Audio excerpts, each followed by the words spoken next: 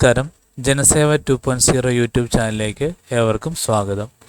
ആദ്യമായിട്ടാണ് നിങ്ങൾ ഈ ചാനൽ കാണുന്നതെങ്കിൽ സബ്സ്ക്രൈബ് ചെയ്യാനും ലൈക്ക് ചെയ്യാനും താഴെ കാണുന്ന ബെൽ ബട്ടൺ അമർത്താനും ശ്രദ്ധിക്കുമല്ലോ. ആദായ നികുതി റിട്ടേണിൽ മാറ്റങ്ങൾ. 2024-25 സാമ്പത്തിക വർഷത്തിലേക്കുള്ള ആദായ നികുതി റിട്ടേൺ ITR ഫോമുകളിൽ സുപ്രധാന മാറ്റങ്ങൾ. 2024-25 സാമ്പത്തിക വർഷത്തിലേക്കുള്ള ആദായ നികുതി റിട്ടേൺ ITR ഫോമുകളിൽ കേന്ദ്ര പ്രത്യക്ഷ നികുതി ബോർഡ് BCDT 2025 ഏപ്രിൽ 21 40/2025 എന്ന വിജ്ഞാപനത്തിലൂടെ സുപ്രധാന മാറ്റങ്ങൾ വരുത്തി. റിട്ടേൺ സമർപ്പിക്കാൻ ഇവ നികുതി വകുപ്പിന്റെ വെബ്സൈറ്റിൽ ഉടൻ ലഭ്യമാകും എന്നാണ് പ്രതീക്ഷ. അതോടൊപ്പം റിട്ടേൺ പൂരിപ്പിക്കുന്നതിനുള്ള വിശദമായ നിർദ്ദേശങ്ങളും ലഭ്യമായേക്കും. റിട്ടേണിലെ പൊതുവായ മാറ്റങ്ങൾ നോക്കാം. പഴയ നികുതി സമ്പ്രദായം തിരഞ്ഞെടുക്കുന്നവർക്ക് വിവിധ വകുപ്പുകൾ പ്രകാരമുള്ള കിഴിവുകൾ തിരഞ്ഞെടുക്കുവാനുള്ള സൗകര്യം പുതിയ റിട്ടേൺ ഫോമിൽ ഉൾപ്പെടുത്തി. ഡ്രോപ്പ് ഡൗൺ പട്ടിക എന്നാണ് അറിയപ്പെടുന്നത്. ഉദാഹരണത്തിന് വകുപ്പ് 80C അനുസരിച്ചുള്ള കിഴിവുകൾ തേടുമ്പോൾ ഏതൊക്കെ ഇനത്തിലാണ് കിഴിവ് എടുക്കുന്നതെന്ന് പ്രത്യേകം വെളിപ്പെടുത്തണം. അതായത് life insurance premium, tuition fees, provident ഫണ്ടിലെ നിക്ഷേപം, ഭവന വായ്പയുടെ മുതലിൻ്റെ തിരിച്ചടവ് തുടങ്ങിയ ആവശ്യാനുസരണം തിരഞ്ഞെടുക്കാനുള്ള സൗകര്യമുണ്ട്. അതുപോലെ നികുതിദായകൻ്റെ പ്രവർത്തനരഹിതമായ ഡോർമെൻ്റ് ഒഴികെയുള്ള എല്ലാ ബാങ്ക് അക്കൗണ്ടുകളുടെയും വിവരം റിട്ടേണിൽ കാണിക്കേണ്ടതുണ്ട്. കൂടാതെ സ്രോതസ്സിലെ നികുതി കിഴിവിലെ TDS തുകയ്ക്ക് പുറമെ ഈ വർഷം മുതൽ ഏത് വകുപ്പ് അനുസരിച്ചാണ് എന്നുകൂടി ITRൽ വെളിപ്പെടുത്തണം. അടുത്തത് വ്യക്തിഗത റിട്ടേൺ ഫോമുകൾ. വ്യക്തികൾക്ക് ആദായ നികുതി റിട്ടേൺ സമർപ്പിക്കാൻ മുൻ വർഷങ്ങളിലെ പോലെ 4 ഫോമുകളാണ് ഉള്ളത്. 9 പേജുള്ള ITR 1, 39 പേജുകളുള്ള ITR 2, 63 പേജുള്ള ITR 3, 7 പേജുള്ള ITR 4 തുടങ്ങിയവയാണ് ഇവ. തെറ്റായ ഫോമിൽ റിട്ടേൺ സമർപ്പിച്ചാൽ അത് അസാധു ആണ്. റിട്ടേൺ ഫോമിലെ പ്രധാന മാറ്റങ്ങൾ. ITR 1 സഹജ്.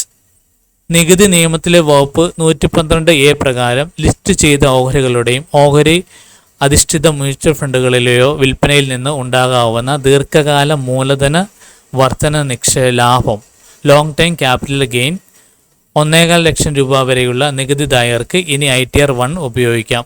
ശമ്പള വരുമാനമുള്ള നികുതിദായകർക്ക് ചെറിയ മൂലധന ലാഭം ഉണ്ടാകുമെങ്കിലും ഈ ഫോം ഉപയോഗിക്കാം എന്നുള്ളത് ആശ്വാസകരമാണ്. എന്നാൽ മറ്റ് മൂലധന ലാഭമോ അഥവാ നഷ്ടമോ അവ തട്ടിക്കിഴിക്കേണ്ടതോ ഉണ്ടെങ്കിൽ അവർ ഈ ഫോം ഉപയോഗിക്കാൻ പാടില്ല. ITR 2ലെയും 3ലെയും മാറ്റങ്ങൾ. 2024 ജൂലൈ 23 മുൻപ് ശേഷവും നടത്തിയ ഇടപാടുകൾക്ക് ലഭിച്ച മൂലധന ലാഭനഷ്ടങ്ങൾ പ്രത്യേകം രേഖപ്പെടുത്തണം. അതുപോലെ ആസ്തികളും ബാധ്യതകളും നിർബന്ധമായി വെളിപ്പെടുത്തേണ്ടതിൻ്റെ വരുമാന പരിധി 50 ലക്ഷത്തിൽ നിന്ന് 1 കോടി രൂപയാക്കി. ITR 4 സുഖം. 1 വർഷം മുതൽ 112A വകുപ്പ് പ്രകാരം ദീർഘകാല മൂലധന നേട്ടങ്ങൾ 1.25 ലക്ഷം രൂപ വരെയുള്ളവർക്ക് ഈ ഫോം ഉപയോഗിക്കാം. അതുൾപ്പെടെ ITR 1ലെ എല്ലാ മാറ്റങ്ങളും ITR 4ലും ബാധകമാണ്. കൂടാതെ വകുപ്പ് 80GG പ്രകാരം വാടകയ്ക്ക് കിഴിവ് തേടുന്ന ഇവർക്ക് ഈ വർഷം മുതൽ ഫോം 10BA ഇലക്ട്രോണിക്സ് റിട്ടേണിനൊപ്പം സമർപ്പിക്കണം. 2024-25 സാമ്പത്തിക വർഷത്തെ ആദായ നികുതി റിട്ടേൺ സമർപ്പിക്കാൻ ആർക്കൊക്കെ ഏതൊക്കെ ഫോം ഉപയോഗിക്കാമെന്നത് പാടില്ലാത്തതും ഏതെന്നും നമുക്ക് നോക്കാം. ITR 1 സഹജ്. ആർക്കൊക്കെ? ഇന്ത്യയിൽ സ്ഥിരതാമസമുള്ളവർക്ക് മാത്രം. ഒരു വീടിൻ്റെ മാത്രം വാടക വരുമാനം, ശമ്പളം അഥവാ പെൻഷൻ, പലിശ ഉൾപ്പെടെയുള്ള മറ്റു വരുമാനം, 50 ലക്ഷം രൂപ വരെ മൊത്ത വരുമാനം, 112A വകുപ്പ് പ്രകാരം ദീർഘകാല മൂലധന വർധന ലാഭം 1.25 ലക്ഷം രൂപ വരെ, 50,000 രൂപ വരെ മാത്രം കാർഷിക വരുമാനം. പറ്റാത്തവർ കച്ചവടക്കാർ, പ്രൊഫഷണൽ, കമ്പനി ഡയറക്ടേഴ്സ്, ലിസ്റ്റ് ചെയ്യാത്ത ഓഹരികളിൽ നിക്ഷേപം നടത്തിയവർ, വകുപ്പ് 194N പ്രകാരം നിശ്ചിത പരിധിക്കുള്ളിൽ ബാങ്കിൽ നിന്ന് പണം പിൻവലിക്കുമ്പോൾ TDS ഉള്ളവർ, ഇന്ത്യക്ക് പുറത്ത് ആസ്തികളോ ഏതെങ്കിലും സ്ഥാപനത്തിൽ സാമ്പത്തിക നിക്ഷേപവും ഉള്ളവർ, ലോട്ടറി, കുതിരപ്പന്തായം, ഊഹക്കച്ചവടം വരുമാനമുള്ളവർ, 112A വകുപ്പിലെ പരിധിക്ക് മുകളിലും മറ്റും മൂലധന നേട്ടമുള്ളവർ. ITR 4 സുഖം. ആർക്കൊക്കെ? വരുമാന നികുതി അടയ്ക്കുന്നവർ, 40 ലക്ഷം രൂപ വരെ മൊത്ത വരുമാനം, ഇന്ത്യയിൽ സ്ഥിരതാമസ വ്യക്തികൾ, HUF പാർട്ട്ണർഷിപ്പുകൾ, ശമ്പളം അഥവാ പെൻഷൻ, അനുമാന നികുതി അടയ്ക്കുന്നവർ, ഒരു വീടിൻ്റെ മാത്രം വാടക വരുമാനം, പലിശ ഉൾപ്പെടെയുള്ള മറ്റു വരുമാനം, 112A വകുപ്പ് പ്രകാരം ദീർഘകാല മൂലധന വർധന ലാഭം 1.25 ലക്ഷം രൂപ വരെ, 50,000 രൂപ വരെ മാത്രം കാർഷിക വരുമാനം. പറ്റാത്തവർ ITR 1 ഉപയോഗിക്കാൻ അനുവാദമില്ലാത്തവർക്ക് സുഖവും ഉപയോഗിക്കാനാവില്ല. പുകമേ താഴെ പറയുന്നവർക്കും ഈ ഫോം പറ്റില്ല. ബാധ്യത പരിമിതപ്പെടുത്തിയ പാർട്ണർഷിപ്പുകൾ LLP.